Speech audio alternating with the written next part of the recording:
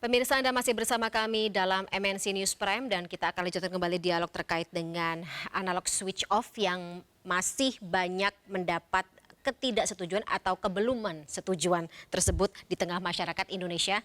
Masih bersama kami malam hari ini Mas Duri selaku peneliti Poltreking Indonesia, Syafril Nasution selaku Ketua ATVSI, dan Prof. Henry Subiakto selaku staf ahli Menkominfo Republik Indonesia. Dan sebelumnya bergabung bersama kami di segmen sebelumnya anggota Komisi 1 DPR Republik Indonesia Dave Laksono yang sudah ada atau sudah harus meninggalkan kita semuanya karena ada agenda lain. Saya ke Pak Syafril karena Bapak juga akan mengikuti agenda berikut. Agenda Bapak cukup padat ya. Terakhir mungkin Bapak sebagai ATVSI sendiri atau dari pihak ATVSI sendiri melihat bagaimana permasalahan yang masih dialami oleh masyarakat dan jaminan dari ATVSI untuk mengawal bahwa ASO ini ya kedepannya tidak akan ada masalah lagi, Pak. Baik, dari kami sebenarnya saya bisa menjamin bahwa seluruh infrastruktur untuk multiplek ini sudah berdiri, sudah siap untuk digunakan. Nah, tinggal bagaimana sekarang ini mensosialisasikan kepada masyarakat menggunakan STB tadi yang masih TV lama dan juga atau TV-TV yang sudah digital, tinggal mereka disosialisasikan bagaimana bisa berpindah kepada channel digital. Ya, karena kan memang itu frekuensi channel sendiri berbeda. Yang kedua, harapan kami ya seperti tadi, kami di ATVSI masih tetap berharap bahwa STB tadi tidak menjadi beban daripada kami, karena memang saat ini memang sangat sulit bagi kami untuk menyediakan STB tadi, sehingga ini mungkin bisa menjadi diambil alih oleh pemerintah. Karena sebagaimana yang sering sekali yang kami dapatkan informasi daripada mantan Dirjen PPI yang lama, Profesor Ramli, bahwa dengan beralihnya analog ke digital ini, pemerintah dalam hal ini Kominfo akan mendapatkan 10 triliun per tahun dari hasil peralihan analog ke digital. 10 triliun per tahun ini mungkin kalau dianggaplah 50% saja di tahun pertama itu bisa dialihkan untuk menyiapkan STB tadi, akan sangat membantu. Nah, kami pun dalam 2 tahun yang membangun infrastruktur tadi bisa lebih fokus untuk menyiapkan infrastrukturnya ke depan.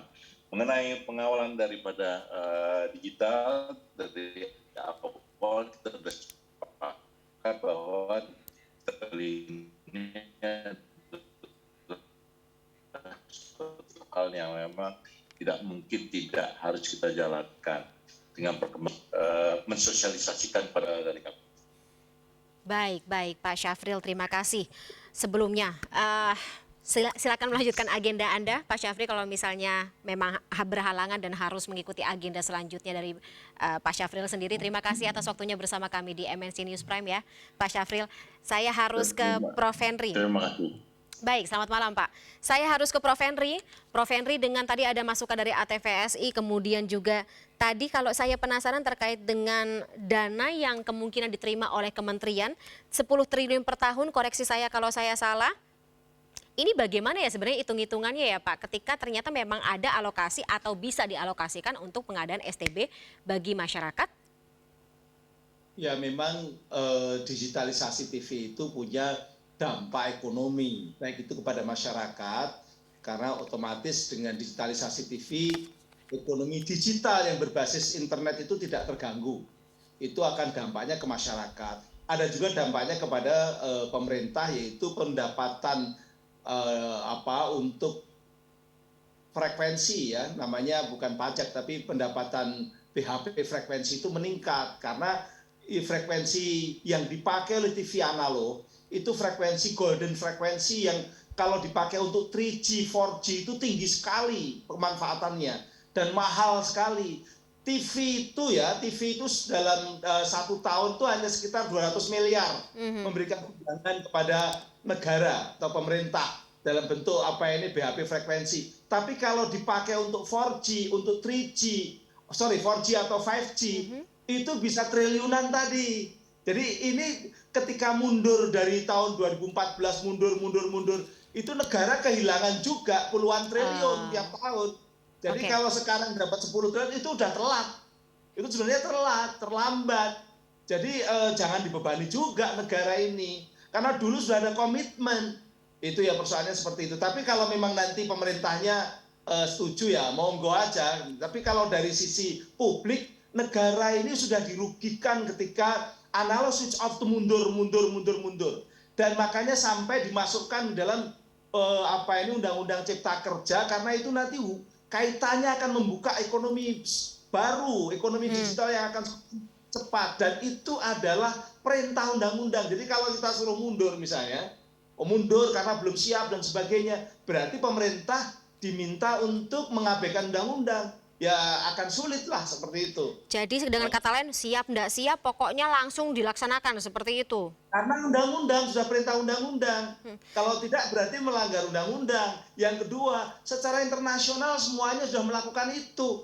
Sudah melakukan analog switch off. Apakah kita lalu menunggu, ya karena memang complicated ya, di Indonesia ini dulu kita ini terlambat gara-gara adalah keputusan-keputusan pengadilan gitu ya. Yang kita tahu bahwa pengadilan kita juga tidak terlalu fair juga waktu itu. Karena mereka mungkin nggak tahu bahwa efeknya adalah kepada bangsa dan negara yang sangat besar. Tapi ya sudahlah, itu sudah lewat. Sekarang sudah kita punya undang-undang Cipta Kerja yang memberikan legitimasi untuk melakukan analog switch off. Itu yang kita kerjakan. Itu yang dilakukan oleh pemerintah. Dan jangan juga pemerintah diminta untuk melanggar undang-undang. Baik. Nah, kalau begitu Mas Duri, dari hasil survei Poltreking sendiri, untuk masyarakat ini sebenarnya secara garis besar mengetahui nggak sih pentingnya, ya karena memang pemerintah mengatakan ini penting ya, pentingnya untuk pengadaan analog switch off, kemudian mereka mengetahui nggak sih sebenarnya analog switch off ini gunanya apa saja, TV digital keuntungannya apa saja, dan ya kalau mengingat bagaimana hasil dari para responden ini sih saya ya itu masih harus dijelaskan lebih lanjut, ini ada ketidaksinkronan. Ya baik, jadi temuan kita ada dua hal seperti yang di awal telah saya sampaikan. Soal pengetahuan publik mengenai beberapa hal tadi, misalnya soal pendapatan negara dan seterusnya, tentu isu ini yaitu adalah isu elit ya, yang mungkin tidak semua orang paham konteks ini, tetapi tentu temuan survei ini menjadi note, jadi catatan lah kira-kira kayak gitu terhadap pemerintah di dalam melaksanakan kebijakan ya penghentian siaran TV analog, yang tentu dengan berbagai note-note tadi soal misalnya sosialisasi, kemudian soal pengetahuan dalam proses penggunaan set-top box tadi kayak itu dan seterusnya menjadi penting kayak gitu. Artinya kita tentu seperti yang disampaikan oleh Prof. Henry tadi, bahwa proses transformasi digital tentu harus terus didorong. Tapi ini adalah note itu supaya semakin maksimal gitu proses peralihan ini gitu. Itu tentu dari kami begitu. Baik, nah berarti semasif apa sosialisasi dan juga edukasi kepada masyarakat ini Prof. Henry? Karena tadi masih ada pekerjaan pekerjaan rumah bagi pemerintah bahwa masyarakat belum semuanya mengetahui. Yang di Pulau Jawa yang hitungannya aksesnya lebih merata saja banyak yang belum tahu. Di Jabodetabek sendiri banyak yang belum tahu. Apalagi di Indonesia Timur yang kita tahu distribusinya paling bisa dikatakan ini banyak masalah seperti itu. Tapi Prof. Henry dan juga Mas Duri mungkin kita akan lanjutkan di segmen berikutnya ya. Tetaplah bersama kami pemirsa MNC News Prime, masih akan kembali setelah jeda berikut.